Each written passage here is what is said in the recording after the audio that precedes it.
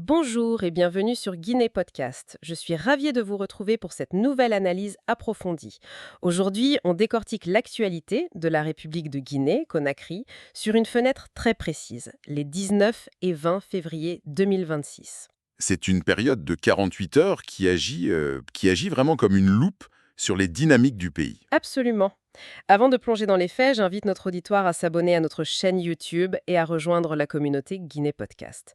Notre mission aujourd'hui n'est pas de faire un simple inventaire. L'analyse détaillée de ces événements révèle une réalité complexe. Et sans se noyer sous une avalanche de données arides, en fait. Il faut extraire l'essence politique et sociale de ce pays en pleine transition. Exactement. Et ce qui ressort de manière indéniable dès le premier examen, c'est un contraste absolu. D'un côté, il est avéré que le gouvernement, au sommet de l'État, déploie une énergie considérable pour imposer un ordre strict.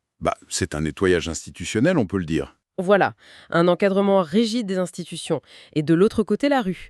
La réalité brutale du quotidien où les directives d'en haut se heurtent de plein fouet à la survie économique des citoyens. Ce qui est captivant quand on étudie une nation en transition comme la Guinée-Conakry, c'est précisément cette friction constante. On observe un appareil d'État qui cherche à asseoir une autorité inébranlable. C'est le propre d'une crise de croissance institutionnelle, le décalage énorme entre le temps long des réformes politiques et l'urgence absolue de la précarité. Le temps très court de l'assiette vide, oui. Exact de la politique et de la justice, l'effet démarre sur une dynamique claire concernant le dialogue politique suite aux élections du 28 décembre 2025. Oui.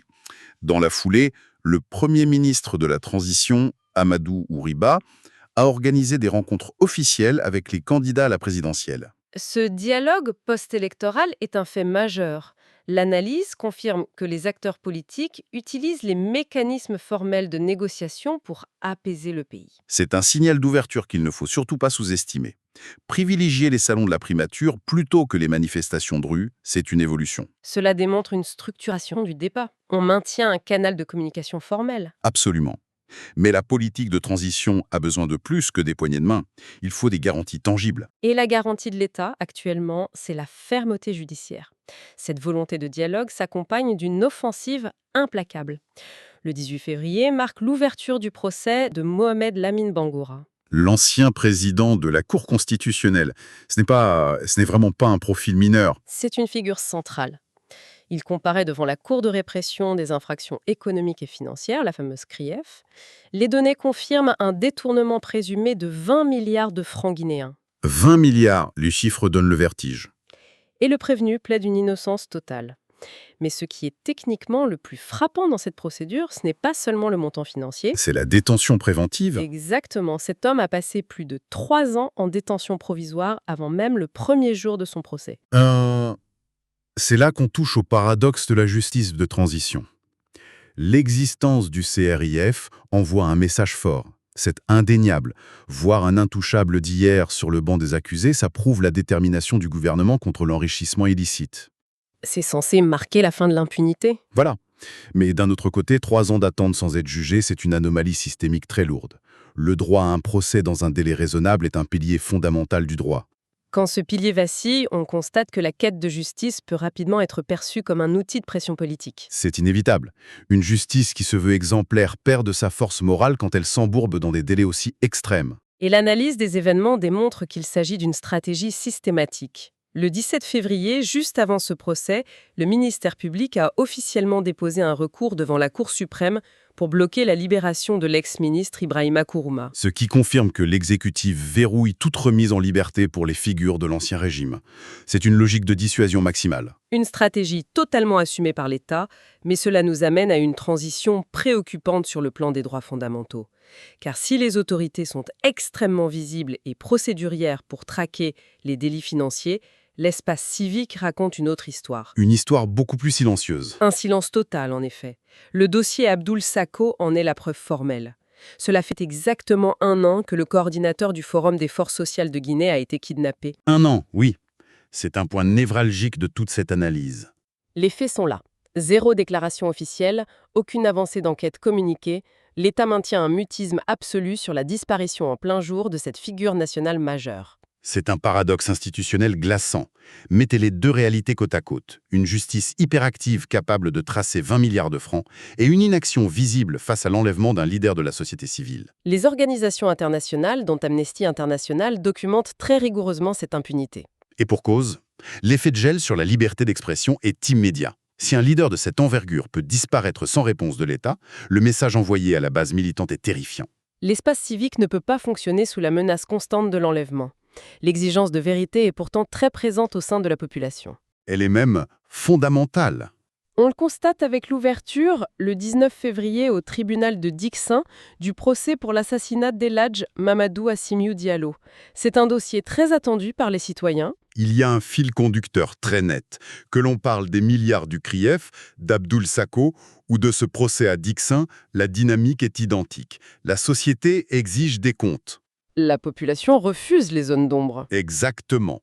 Que ce soit pour l'argent public évaporé ou pour les vies humaines, la demande de reddition des comptes est devenue une force politique incontournable. Et cette exigence se transforme en choc frontal quand on observe la gestion de l'espace public urbain. Passons à notre analyse de la situation économique et sociale dans la capitale. Le fameux bulldozer administratif. C'est littéralement ce qui se passe. Le ministère d'Urbanisme a officialisé le lancement à partir du 23 février d'une vaste opération de contrôle des chantiers dans toutes les communes de Conakry. L'objectif affiché est de stopper l'expansion chaotique et d'imposer les normes administratives. Sur le papier, c'est logique pour moderniser une capitale congestionnée. La rationalisation de l'espace urbain est une responsabilité de l'État, mais l'exécution de cette politique est brutale. Les opérations incluent l'expulsion massive des commerçants informels et des marchands ambulants. Et sans aucune zone de relocalisation prévue, Absolument aucun plan alternatif. Les rapports du syndicat du commerce confirment que ces familles sont simplement chassées. c'est là qu'on touche au grand drame du développement urbain contemporain en Afrique de l'Ouest. Le gouvernement veut libérer les emprises publiques, ce qui est techniquement défendable, mais le secteur informel n'est pas une anomalie qu'on raie d'un trait de plume. C'est le socle de l'économie réelle. C'est la seule bouée de sauvetage pour des dizaines de milliers de familles. En expulsant ces travailleurs sans alternative viable, on crée instantanément une bombe sociale. Le planificateur urbain applique la norme, mais ignore la réalité socio-économique. Et le choc est inévitable. L'instinct de survie face au plan cadastral. D'autant plus que la vulnérabilité économique est exacerbée par la conjoncture macroéconomique. Les données terrain montrent une situation alarmante en ce début de Ramadan, entamé le 18 février. C'est particulièrement visible à l'intérieur du pays, comme à Kindia. Les rapports en provenance de Kindia ne parlent pas seulement de ferveur religieuse, mais d'une véritable crise liée à l'inflation. Une flambée des prix incontrôlable. Les denrées alimentaires de base, nécessaires pour la rupture du jeûne, ont atteint des prix records. Et l'analyse souligne un point crucial. Cette inflation frappe la totalité de la population, qu'elle soit de confession musulmane ou chrétienne. L'inflation est une taxe invisible, cruelle, qui ampute le pouvoir d'achat de tous les foyers à faible revenu. Analyser Kindia, c'est prendre le pouls de la dépendance macroéconomique du pays. Le pays dépend massivement des importations. Tout à fait. Et dès qu'il y a un pic de demande conjoncturelle comme le ramadan, la loi de l'offre et de la demande fait exploser les prix. Si l'État n'a pas de levier régulateur, la population encaisse le choc de plein fouet. C'est un contraste extrêmement rude. D'un côté, l'appareil judiciaire traque des milliards détournés par l'élite. De l'autre, une famille moyenne ne parvient plus à se nourrir correctement. Ce grand écart génère une frustration très profonde. L'État est perçu comme puissant pour punir, mais impuissant pour protéger économiquement ses citoyens.